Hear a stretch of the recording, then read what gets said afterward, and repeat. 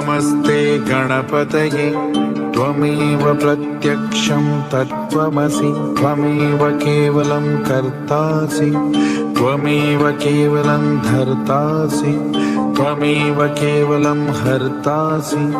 त्वमेव सर्वं खल्विदं ब्रह्मासि त्वं साक्षादात्मासि नित्यं त्रितं वच्मि सत्यं वच्मि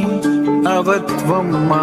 अवभक्तारम् अवश्रोतारम् अवदातारम् अवधातारम् अवानुचानम् अवशिष्यम् अवपश्चातात् अवं पुरस्तात् अवोत्तरात्तात् अवदक्षिणातात् अवचोर्ध्वातात् अवोदरात्तात्